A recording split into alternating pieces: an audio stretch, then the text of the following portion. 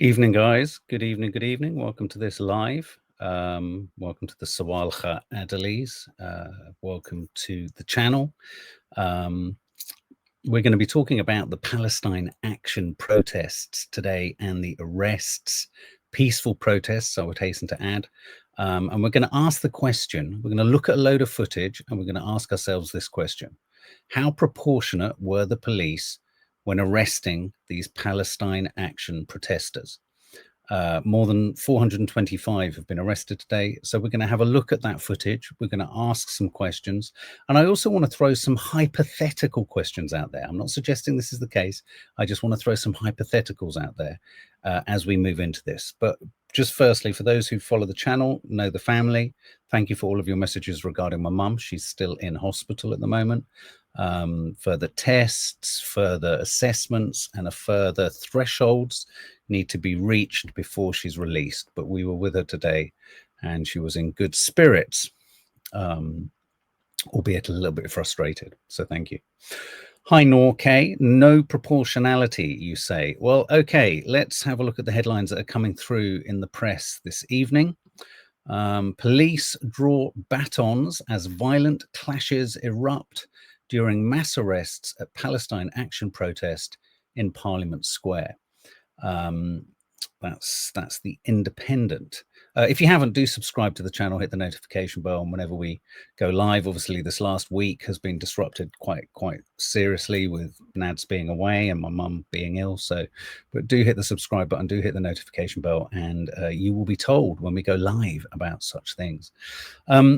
So that's the front of that's the headline in the Independent. The Guardian: more than 425 arrested as protesters defy ban on Palestine action in London. Anyone here who went to the actual protests? Anyone who was in Parliament Square or went into central London today? First test for the new Home Secretary. That's an interesting point. Thanks for raising that, Michu. If anyone was unaware, the Labour Party have done, or Labour government, I mean, fucking hell, what a joke, have done a cabinet reshuffle. So David Lammy has now been moved. I wonder whether there was a strategy here. David Lammy's been moved from Foreign Secretary, but that doesn't mean he can escape his responsibility or culpability for everything thus far. And Yvette Cooper has been moved into Foreign Secretary position. So the woman responsible for bringing in the act that prescribed Palestine Action as a terrorist organization has now jumped her brief and is now Foreign Secretary. So I wonder if she'll bring the same heavy-handed, one-sided Zionist supporting, because let's not beat around the bush. One of the reasons that this act was brought in was due to Israeli lobby groups putting pressure on the government to take direct action, ironically, against Palestine Action. It might be a demotion, the Lammy thing, Michu, but I think it's also about escaping responsibility. And I don't think we can let Lammy escape responsibility. So, you know, the Palestine Action being prescribed as a terrorist organization, as we know, it was bolted into an act about two other terrorist groups with names that have sort of almost like malicious evil intent within them. It's almost like evil child catching snatcher bomb making nutcases, and then another one which had a similar name, and then you had Palestine Action in there. They clutched them together. It was like a job lot. It's like get 3 for 1 or 3 for 2, and bang, people voted on that. So these protests are, you know, pushing back against the fact that a direct action group, which is different to a group that promotes the death and killing of people, has been prescribed a terrorist group. And we have to say right now, legally, Palestine Action is a prescribed terrorist group. So if you demonstrate any support for it, you run the risk of being arrested, as many of the people did today. I'm going to start with still images. The Times: hundreds arrested as Palestine Action supporters clash with police. Here are some images. Get people by the scruff of the neck. These are the peaceful protesters. Here's one being carried off. There's Jonathan Porritt. Is that Jonathan Porritt? I think it is. Yeah, Jonathan Porritt, just former advisor to Tony Blair, I believe. 100 still, they've spelt Parliament Square incorrectly there. This was twilight tonight. Lots of protesters still there. The police struggling to kind of arrest quickly enough. YouTube says Yvette Cooper is a favorite of Labour Friends of Israel. We are going to put such pressure on Yvette Cooper. We need to hold a fire to her feet in a way that we tried to with Lammy, and he just bluffed his way out of it. It's a hideous prospect. And I want to know, is Yvette Cooper responsible for the president of Israel? When we say the president, we don't mean Netanyahu, he's the prime minister, the president.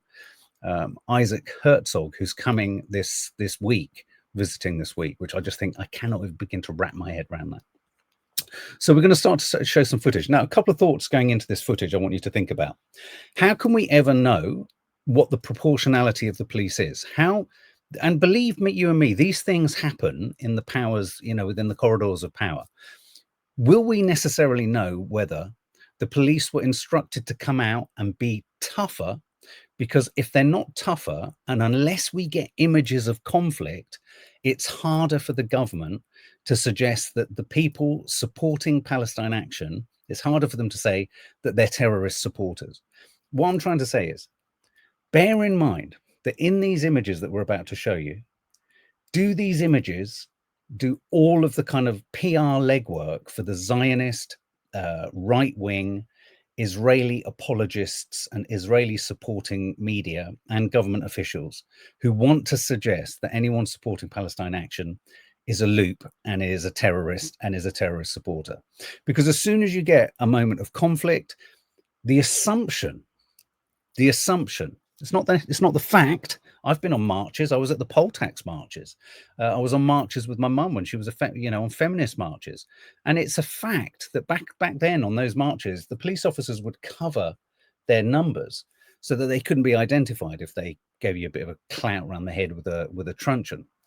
So, you know, I think a question needs to be asked as we watch these. How does one ever judge whether the police, and how would we ever know if the police have actually been sent out today? They've said somewhere, somewhere, an edict or a phone call from the Home Office saying, be a bit tougher. Because if you're a bit tougher, you're more likely to spark resistance. We know that word. And in the sparking of resistance, we get images that then makes it easier for us to sell this prescription of Palestine action as a terrorist group to the mainstream media and to the population at large. Okay, just bear that thought in mind. So let's just move through some of the footage. 21 officers storm in to arrest an elderly man. Shame on you! Shame on you!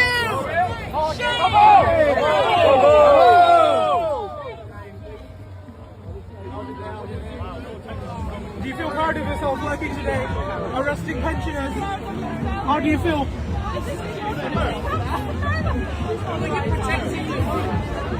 Well done. Well done. Very good. So they shield round or surround someone they're arresting so that they can't be interfered with. Someone in the middle obviously tells them about their sign. You're going to be arrested, sir. We'll take you along. They look around, they get the guy.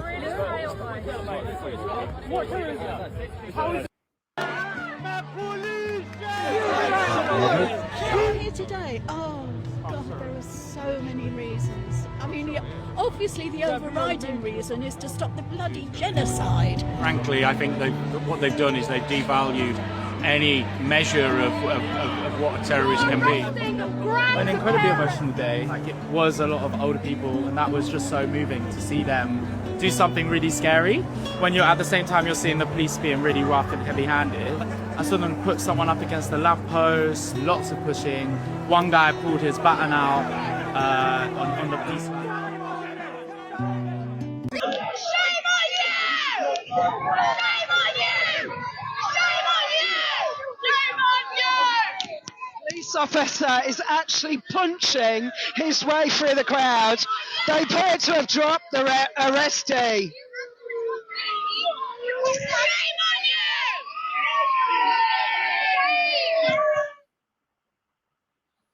you! Reverend Sue Parfitt, 83, arrested at Palestine Action demonstrations in central London. Being walked off there.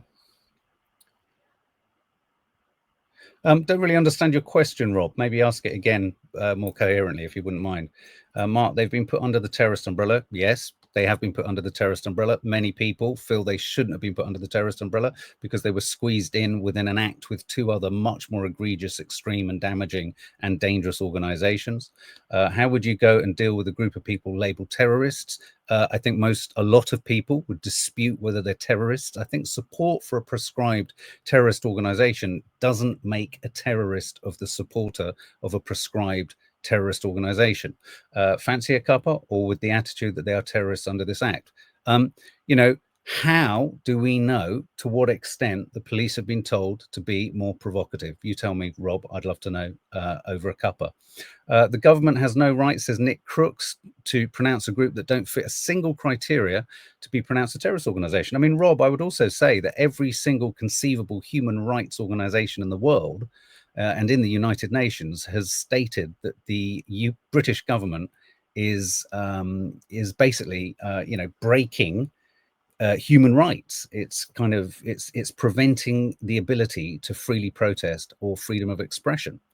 And I think the point of these protests, yes, a lot of them are middle-aged and elderly, and a lot of them are this isn't their kind of thing. I think the point is that to express your support for an organization that uses direct action as a tool, this is the first time this has ever happened. This is the first time an organization has been classified or described or defined as a terrorist organization. Rob, Mark, 1000% agree. They aren't terrorists, but as an ex-copper, once they're labeled that by the government, that's it. Don't blame the police, blame your MP. No, I entirely agree. And a lot of the police, I would imagine, a lot of the police are like, for fuck's sake, this is a ludicrous job. But I would be really fascinated to know why, in this instance, today, we are seeing more images of what appears to be a much stronger and forceful police act. I mean, maybe as a former copper, are there ever situations where a line comes down from the seniority of command which says, be a bit tougher today, or press them a bit harder, or don't be as tolerant, or be a bit more I mean, does that not happen? I can't believe, I mean, it happens in most industries. It happens in the TV industry, it happens in most industries. I just can't believe it wouldn't happen in the police force. But you're absolutely right in terms of the responsibility of the individual coppers on the ground. As many of those who are willing to do it and are happy to do it, because as you say, that's the rules, they've been told they have to do it. There'll be many who are doing it. And I think I've seen a few statements by anonymous coppers saying this is not what we joined the police force to do.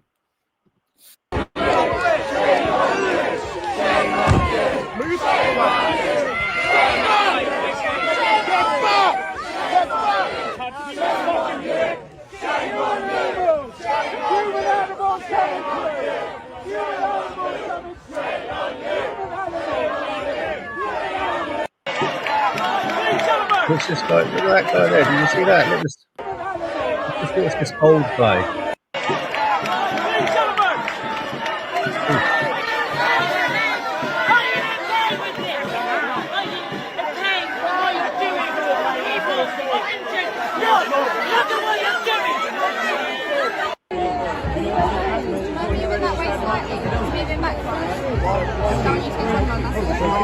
Officer 735! Sergeant!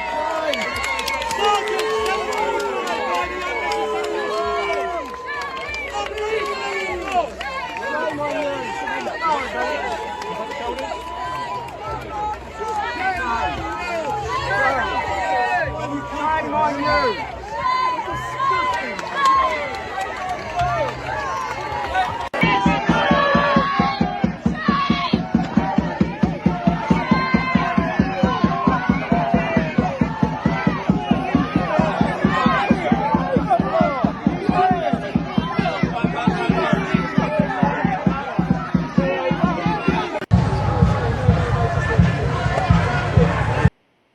So it's an interesting debate, isn't it, Rob? You'd say again, yes, they do have that chat. They do get orders that say, go clear this. From the police point of view, they're seen as the bad guys either way. It's true. It's true. And I mean, I think I would probably be of the opinion that to argue that they are the genocide enablers, it's actually the MPs. It's Yvette Cooper who has put them in the position of having to enact this law that many, being careful here, many suggest has been inaccurately assigned to Palestine Action. I think it's her responsibility, and it's interesting that she's now jumped from her ministerial brief of Home Secretary to a different department, and is now presumably not even responsible for any of this and won't even comment on it. But she's directly responsible, I would assume, for liaising with, dealing with the terrorist state that is Israel. I think this sort of van side hoarding that was driving around Parliament Square says everything, really. Says everything. Bombing hospitals is terrorism. Protest and genocide is not terrorism. Simple killing journalists is terrorism. Protest and genocide is terrorism. Bombing hospitals is terrorism. Genocide is not terrorism. And what's curious, Rob, I would also like to know, is anyone going to be responsible or be put in a position to arrest the president of Israel when he lands next week? He's named at the International Criminal Justice Court of Justice as being responsible for partaking in the rhetoric and the language of genocide and a genocidal intent, and he signed bombs. So a country can commit immeasurable international war crimes, but our government only takes action against a bunch of old people without, sort of benign older people in Parliament Square protesting the genocide and claiming and declaring support for an organization that 5 minutes ago was actually a direct action group. And the only real reason behind the scenes that they became prescribed as a terrorist group was due to the immense pressure put on the Labour Party by Israeli lobbyists and the Israeli defense manufacturers, who basically made sure this happened. I think there's a conservative peer or lord who put all sorts of pressure on the Labour government to take action against Palestine Action, because he was a representative of the Israeli arms manufacturer that they took action against. So, it's curious, isn't it, that we don't take any action against anyone in Israel who are killing thousands of people and committing a genocide, but we do against innocent protesters in a field. No warrant has been issued for his arrest, but the fact that our government has invited such a senior representative from a government that is responsible for, as identified by every genocide expert in the world, as committing a genocide, I don't think the optics on that are good. And I think the protests against that this week will be profound, and rightly so. I just think it's just absolutely outrageous. Rob, it's really interesting, Rob. Thank you for your contributions as a former cop. Personally, I'd lock him up as he landed, but unless they issue an arrest warrant from the court, he isn't. And this isn't me being anti-Semitic, but Israel is treated differently to any other country. You're absolutely right. He can't be arrested on the same terms. A lot of people have got their sort of, I think I've got crossed wires here, thinking that he's got an arrest warrant out for him. He hasn't. Yoav Gallant and Benjamin Netanyahu have.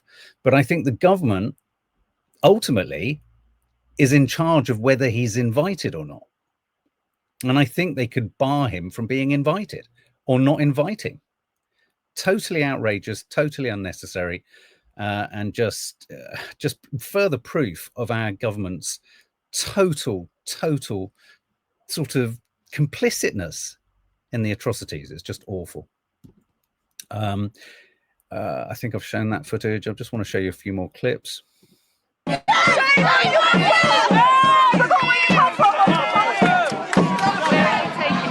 My cousin. I'm not sure where we're going to take him. When we know, I'll let you know. Move out of the way, please. Move out of the way. Shame on you! Shame on you! Shame on you!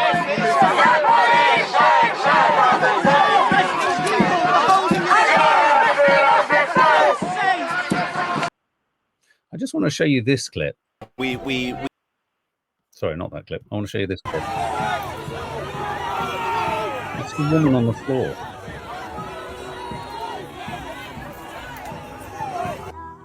They pushed me. I think that they got me under the arms and flicked me, and they also trod on me.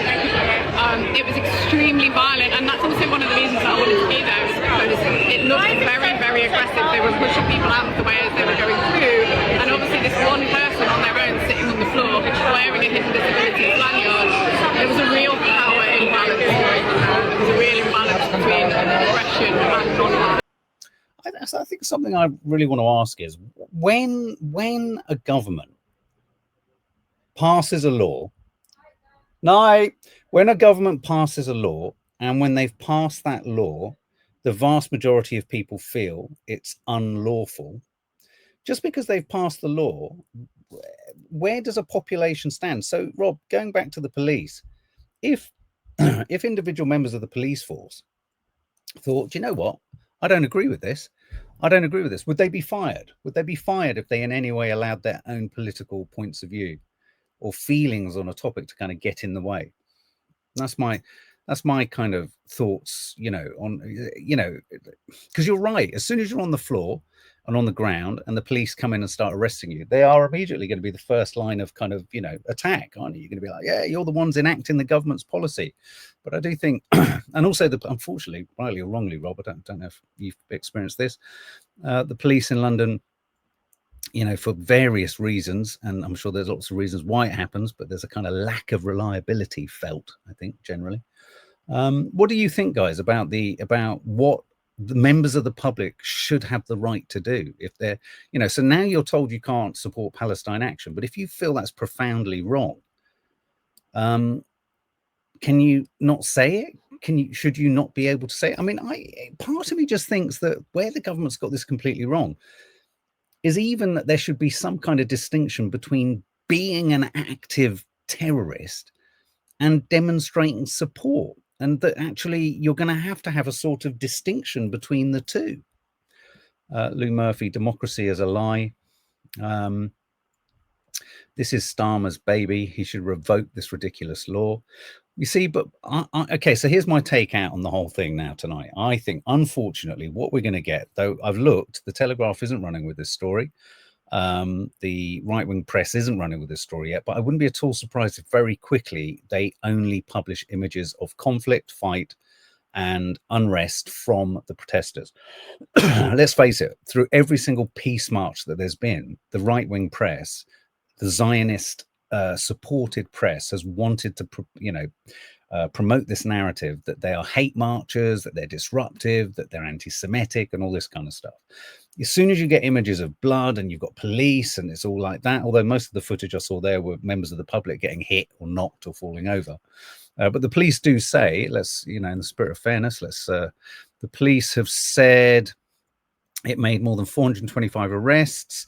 In carrying out our duties, said Claire Smart, Met's Deputy Assistant Commissioner, our officers have been punched, kicked, spat on, and had objects thrown at them by protesters. It's intolerable that those whose job it is to enforce the law and keep people safe, in this case, arresting individuals committing offences under the Terrorism Act, should be subject to this level of abuse. Earlier, Defend Our Juries, who are partly responsible for the protest, responded to a similar claim by the police, saying that officers had violently assaulted peaceful protesters, including the elderly, in order to try and arrest over 1,000 people for holding cardboard signs. A spokesman for Defend Our Juries said, despite Mark Rowley insisting the police could and would arrest everyone, it would take them another 36 hours to arrest everyone at this rate. Yvette Cooper launched the biggest attack on our civil liberties in living memory, and it's backfired spectacularly. I mean, I think the one thing that has come out of tonight, I'm sure you would agree with this, Rob, it's made a mockery of the kind of law. I mean, if this keeps going on, the processing, they couldn't even arrest everyone. It took them much longer to arrest everyone. There is a mockery of the law going on here. Whether that means that the government will change tack, I don't know.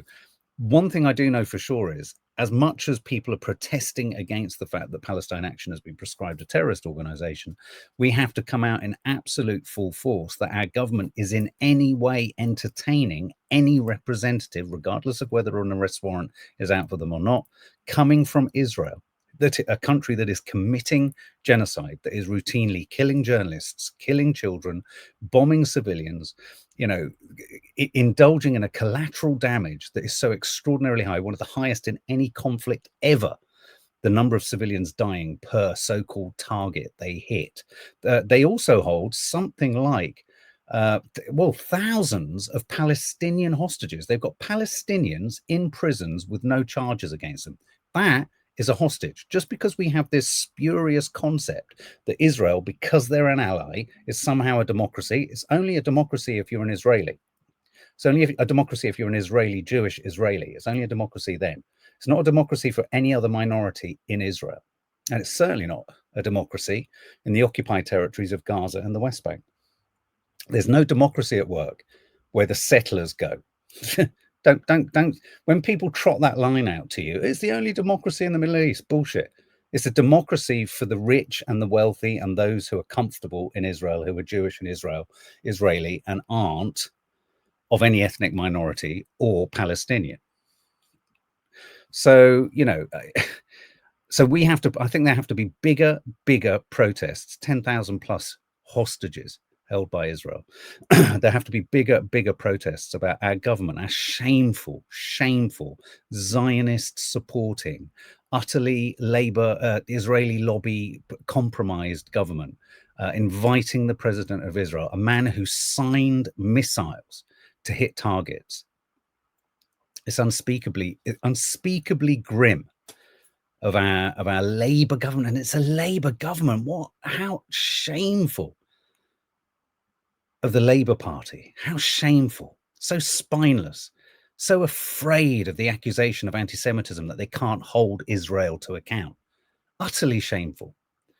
And on that note, it will, you know, let's see how the papers run with this. As I say, I've got a funny feeling the papers are going to say, oh, look, here, you know, here we go. See, they're all extreme. They should all be arrested. They're all terrorists. Me too. I wonder if they'd have to arrest people for a typo. Like, what if you had a sign that read Palestine Action? Well, there was the guy who was arrested for having a Plasticine Action t-shirt, wasn't there? Which I thought was quite funny. Just because a person has a badge doesn't mean they have no choice how they conduct themselves. They still have free will, Dragon Lady. The police have no choice but to enforce the law, but have the choice how to treat the protesters. Good point, Donna. Rob, I'm sure you take that too. Rob, it takes memory too when it comes to elections. Don't forget these laws and these events. They don't have free will. They are legally obligated to carry out that duties. They don't have free will. The police do not have free will, says Rob. No, Rob, you have. Well, I mean, it's about police. Really, this is about how proportionate was the police treatment of Palestine Action protesters. And I think someone made a really good point there, Rob, which is, yes, they have to carry out the law. I suppose then you get into the kind of nitty gritty of how each and every single moment was dealt with. So that young woman who was trampled over, the guy who was photographing with the grey jacket or the brown jacket, how he was knocked over. I think one has to look at all of those moments and judge them individually. I mean, I don't know if you've seen any of the footage of the police in Berlin, how they deal with Palestinian protesters. They punched that girl in the face, they broke her arm. You know, there's proportionality, and I think proportionality is part of the problem. But anyway, guys, no, Rob, seriously, thank you so much for throwing your thoughts in there. Really interesting to have a former serving police officer in the group.